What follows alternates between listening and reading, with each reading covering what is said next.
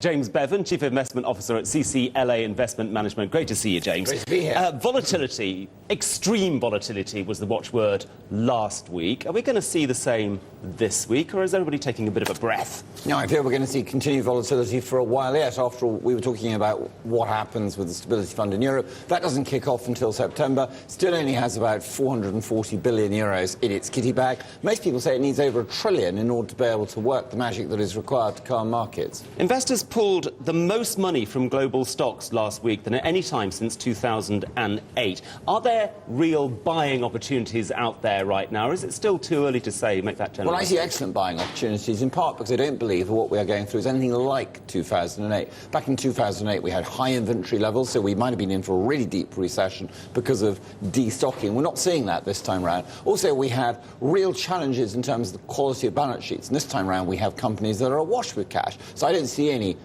real similarities to 2008. In contrast, I see plenty of excellent buying opportunities amongst defensive cyclicals, amongst index-linked bond proxies, and amongst some of the more interesting cyclicals in areas such as software. In addition, plenty of companies with outstanding exposure to fast-growing parts of the market, the global emerging markets, strong free cash flow yields, and relatively low credit default swaps. Let's take a look at some of those specific stocks.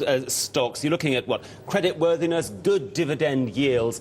What stands out for you in some of the global companies out there? Well, for example, if I were to look only in terms of the quality of balance sheet and yield, I'd be thinking about a number of the global pharmaceuticals, the Roches, the Sanofis, the GlaxoSmithKlines, the AstraZenecas. They all stand out as outstanding companies. If I then wanted to mix in some growth in terms of where is the global economy still motoring hard, it's clearly the emerging markets. There I'd be looking at companies like Diageo, Danone, Reckitt Benckiser, all companies that are really doing extremely well, reporting excellent numbers, and where the valuations have been hammered just as much as their developed market counterparts. Interestingly, though, the European consumer staples, they are still holding up the demand in that sort of sector. Absolutely they are. If you look at the cash flow numbers coming through from those companies, compounded by the real position that they have in emerging markets, which is increasing their sales growth over the long term, I see really very good value now. And one has to bear in mind that the gap in terms of the free cash flow yield over government bond yields, the margin for taking corporate risk is now at an all-time high. Can I just pin you down on some of those Please. stocks that do have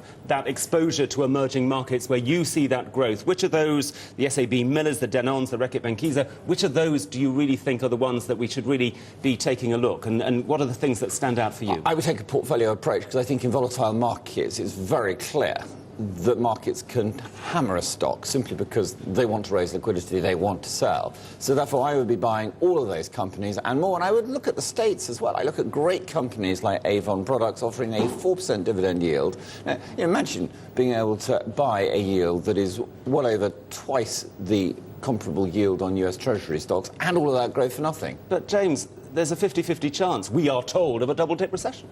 Do you know, I'm not really worried about double-dip recession because that is not the global economy. That is a relatively small part of the developed economy position. And I think the global growth this year is likely to be around 2 percentage points, a very long way from a genuine double-dip recession. We had Robert Zoellick saying we are on almost a tipping point. We are entering a very dangerous phase in the global economy.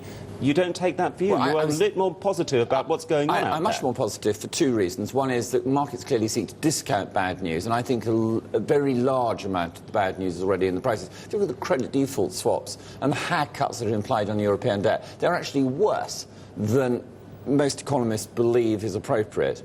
The second issue is that I think this is exactly the sort of climate where we will see a genuine policy response, and it is a policy response that we require from the United States and from Euroland. Is the will there? Well, you know, I think it is, and I think that the Fed last week were very clever in the way that they hinted that they were prepared to take action as and when necessary by saying that they were going to keep interest rates low for an extended period. They actually squashed interest rates a tad by moving the 2-year yield much lower. And that, I think, is a very propitious background for a more positive autumn for stocks. But, as we rightly talked about earlier, this is going to be a very volatile period. So this is, in my view, the right moment to be establishing a foundation of very good quality long-term growth opportunities, the basis that we'll look back in a year's time and think, why didn't we buy when the prices were that depressed? James Bevan, really good to talk to you. Great Thanks to see very you. much indeed. Thank you.